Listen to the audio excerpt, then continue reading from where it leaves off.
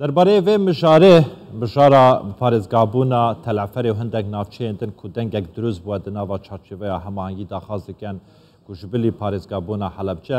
ev navçeyê jî bibin parêzgeh bi merç dengî xwe didin bo vê çendê ku Helepçe bibe parêzgeh. Her wiha çarenivîsê proje yasayê bi parêzgabûna Helepçe bi ku derê geşte ku vexwandina duyêm ji bo hatiye kirin. Aya eger beşek ji wan parlamentaran çarçoveya hemahangî dengî nedin parêzgeha Helepçe wê bandor hebîtin wê şikestê bînîtin ev proje yasayê ya ne min mêvaneke bi rêz Şerwan Duberdanî endamê Komîteya Herêm û parêzgehan li Parlamentoya Iraqê li Bexdayê didgelme bîtin. Berêz Duberdanî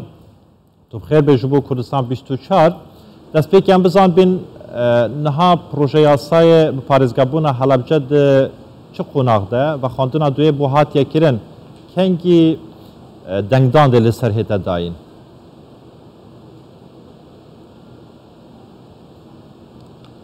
زۆر سوپاس سلااوڕێز بۆ جەنابەت بۆ بینەرانی خۆشەویستی کەناڵی کوردستان 24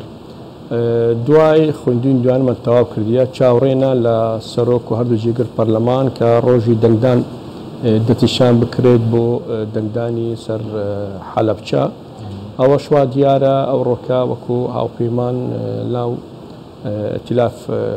ئیدارەی دەوڵە کێشە دروست نابێت ئینشاءڵڵا و دەنگ دەدرێت لەسەر حەلەبچە ببتە پارێزگاری چوارەم لەسەر ئاستی هەرێمی کوردستان و 19 لەسەر ئاستی عێراق. گەرەنتیتان وەرگرتووە کە دەنگی پێویست بینیتن ڕۆژە یاساکە بەڕێز دۆبەردانی؟ تاکیدەوە یعنی تایبەت بە سەرۆک حکومەت هەرێمی کوردستان و دەگەل لایانی بەغدا لایانی سیاسی بەغدا لەو هاوپەیمانی بەرەبردنی دەوڵە کە پارتی و فراکسیۆنە کوردستەکان بەشێکن لە هاوپەیمانە کە وەکو تەوجیهێک لە بۆ لایانی سیاسیەکان بێت و کە خوێندین دوانەمیش چەندین ئەندام پەرلەمان لایانی سیاسی جیاواز کە هەموو گفتوگۆیان کرد و پەسەندیان کرد لە قسەکانی خۆیان کامە دەگەل حەلەبچەینە حەلەبچەی شەهید کەندە قوربانیاندایە وا دیاربی جەوێکی ئیجابی هەبی کە لە بۆ دەنگدان زۆرینی ئەندام پەرلەمان و لایانی سیاسی دەنگ بدەن بۆ حەلەبچە. ئەوەتە ئەو دەنگە کە ئێستا دروست بووە بە مەرج دەنگ بە پارێزگابوونی هەڵەبجە دەدەین کاریگەری لەسەر یاساکە دروست ناکە لەسەر دەنگدانەکە دروست ناکاتن؟ نەخێر هەندێک یعنی برادرانی ئەندام پەرلەمان ئەمە کێشەمان نییە وەکو داواکاری ئەندام پەرلەمان لە ناوچەکانی ئەگە مووسڵیان سەلاحەددین بەس هەندێک ناوچەکان هەیە وەکو تەلعفەر و دەشتینەوە ئەوانە ناوچەکانی کوردستانیە دەور هەرێمی کوردستان لە ژێر مادەی 140 دۆست خورماتۆ یان زوبێر لە بەسترا یان زۆر ئەندام پەرلەمان هەیە بەس ئەو مەرجە نییە ژمارەیان چەندە بکرێتەوە دەگەل حەلەبچە ئەوە ئەندام پەرلەمانی بەرانی تورکمانن وەکو تەلعفەریان دۆست خورمات کاریگەریان لەسەر هاوپەیمانەکە هەیە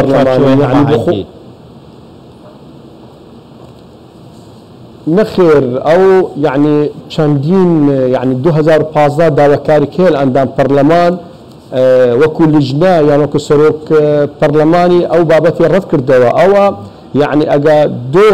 دە واژوو هەبیت لە ئەندام پەرلەمان یان 100 واژوو هەبیت یان 200 واژوو هەبیت ئەو ئیشە زۆرتر دەسەڵاتی حکومەتە نە دەسەڵاتی پەرلەمانە ئەوە بارگرانیک زۆر لەسەر حکومەتێ لایانی دارایی لەسەر حکومەت هەیە بریاری دادگای فدرالی ئەوا لەبەر دەستمە کە ژمارە 21 دەسەڵاتی ئەوە نییە دەسەڵاتی حکومەتە بۆ مەسەلەی ناحەیە یان قەزا یان پارێزگا کە تحدیث بکرێتەوە نەختصاصی پەرلەمان اختصاصی حکومەتە بە تایبەت ئەوە چەندین کارگەری سەرێتەکردن لەسەر مەسەلەی وحدات ئیدارەیە ئەنجومەنی قەزا ئەنجومەنی ناحیە ئەنجومەنی پارێزگە دەبێت دەنگ لەسەری بدات و تحدید وحدات ئیداری بکرێت و مەساحە بکرێت و لەگەڵ وەزارەتی پلاندانان ئەنجومەنی وەزیرانی عێراق یعنی حەلەبچە بۆ زانیاری جەنابەت و بیناری خۆشەویست زیاتر لە 3 ساڵ وەزارەتی پلاندانان دوای بریاری حکومەتی هەرێمی کوردستان و حکومەتی بەغدا زیاتر لە 3 ساڵ گفتوگۆ و لیژنە هاتیە حەلەبچە و ناوچەکانی حەلەبچە و ناحیەکانی هەیە و دەگەڵ پارێزگاری سليماني وانجمن سليماني وانجمن كان ديكا حتى توانيتان حدود ترسيم كان قشتي 4 سال حتى قشنا اورك او قوناوي دواي برز دو برداني بريارداني انجمن وزيران وبرلمان حتى قشتنا اوروكا اگر بپی یاسا اختصاصی حکومت بیتن و لده صلاتی حکومت بیتن ام پیشنیاره برز بکاتوا بو پارلمان بوچی پارلمانتارانی ام ناوچه یعنی ام بابتیان تکال کرد لگد بابتی حلبجه بو کارکه چی بو؟ او مزایداتی سیاسیه و امان هالبجاردنی انجمن لپیشمانا زوری ندبینی لمسئله بودجه لمسئله هر بابتك بيتنا هولي برلمان چندين اندام برلمان هول ددن بكن مزايدات سياسي بوتوان زورترين دنگ لبو خوان بينين اقل لسر آستي هرمي كردستاني لسر بارزگا كاني موصل بيتو يان كركوك يان صلاح الدين بيتو يان هر شونك ديكا بيتو او بردوام او مزايدات السياسي لنا هولي برلمان دبيت كاتي خونديني هر بروجيك ياسا هبيتو دبتا مزايدات خاصة كاتي دبتها بجاردن چندين هر بجاردن نزيك بيت چند بين مزايات السياسي هندق ليان السياسي لا هلين كردستان ولا دوي هلين كردستان لبوكا جماهير خوان بزان اوان لدي ما بيوانن زور باشا بپی قسەکانی جەنابەت من ماوەیەکی کەماوە بۆ ئەوەی کە پرۆژە یاسایی بە پارێزگابوونی هەڵەبجە پەسەند بکرد لە پەرلەمانی عێراق کەواتە ئێوە وەکو پەرلەمانتارە کوردەکان چیتان کردووە بۆ هەڵەبجە لە چوارچەوەی پرۆژە یاسایی بودجەدا بودجەیەکی تایبەتتان تەشخیص کردووە بۆ هەڵەبجە کە برینی هەڵەبجە ساڕێژ بکاتن؟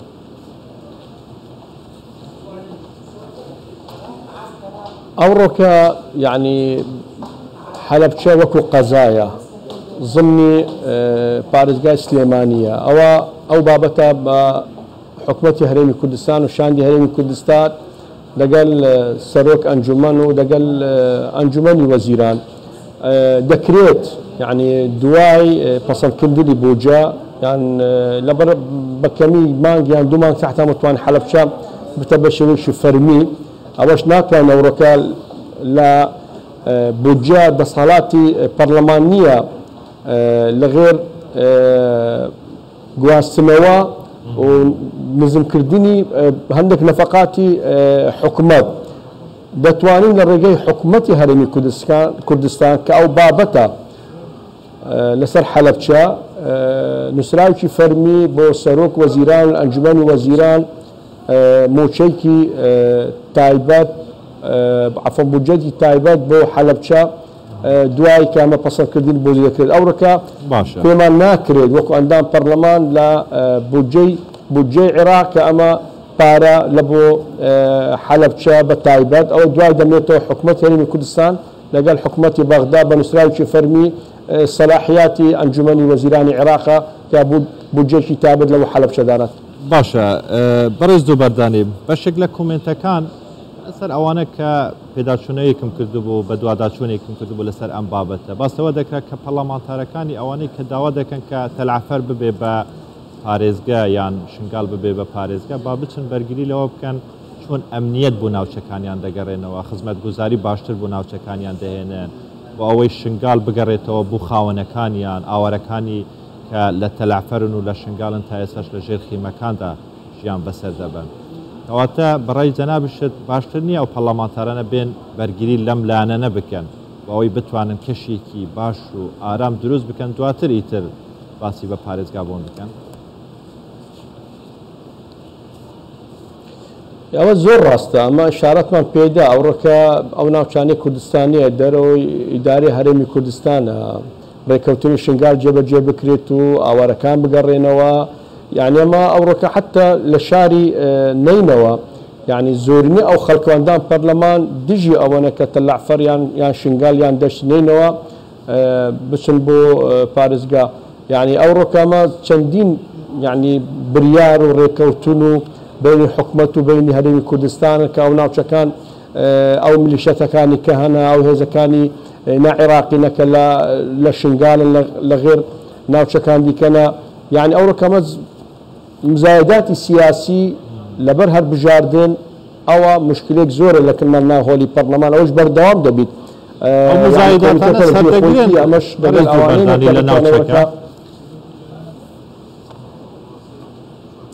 والله بالتاكيد عندك هاولاتي ساده هنا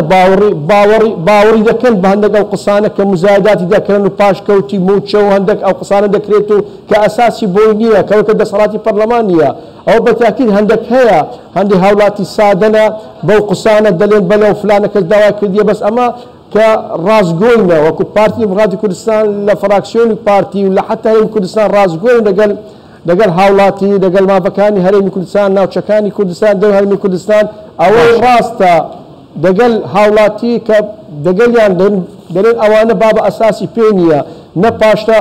موچەکانی کە پاشەکەوتی موچەکانە ناوچەکانی دەرەوەی ئەوە ڕێکەوتنی هەیە بین حکوومەتی هەرێم و بینی بەغدا کە بتوانین ئەوان هەموو جێبەجێ بکەین بەس کاتی پێویستیە مادەی 140 مەسەلەی ڕێکەوتنی شنگالە موچەی پێشمەرگەیە لیوا 20 ئەوڕۆکە الحەمدە داخلی بودجە بیە ئەوانە هەمی بەدەستمان هێنای ئینشاڵڵا بەس کاتی پێویستیە. زۆر باشە کاتی پێویستە باسی ئەوەت کرد کە ئێمە وەکو پارتی دموکراتی کوردستان لە ئەندامەکانیان لە پەرلەمانی عێراق ڕازگۆین لە خەڵک شتە ڕاستەکان بە خەڵک دەڵێ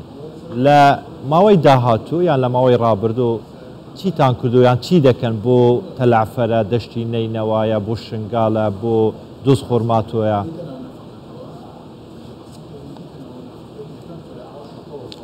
ئەمە وەکو فراکسیۆن بەردەوامین بە هەماهەنگی لەگەڵ حکوومەتی هەرێم یان لەگەڵ حکوومەتی بەغدا لەگەڵ پارێزگای نەینەوە یان سەلاحەدینە یان کەرکووکە یان هەر دیالەیە چەندین پرۆژە چەندین مەسەلەی تەعیناتە مەسەلەی ئەو ڕێعایەیە ئەوانەی کە بەردەوامین ئەمە لەسەر ماڤەکانی کە بتوانین لەسەر بەتایبەت لەسەر ناوچەکانی کوردستانی دەرو ئیداری هەرێمی کوردستان بابەتی تەعینات لەسەر وەزارەتی ساغلەمی لەسەر وەزارەتەکانی دیکە وەزارەتی بەرگری وەزارەتی ئاسایشی نیشتیمانی کەوانی کە تەعینات دەکرێت بەردەوام لەسەر خەتین ئەوەی پێمان بکرێت وەکو ڕێژەکانی دانیشتنی ئەو ناوچەکانە جێبەجێ دەکەین و دەگەڵ فراکسیۆنی خۆمان و دەگەڵ نێرانی پارتی لەناو حکوومەتی عێراق. زۆر باشە بەڕێز شێروان دووبەردانی ئەندامی پەرلەمێنتۆ عێراق لە بەغدا دەگەڵمەوەی گەلێکی سوپاس هەر بژیت.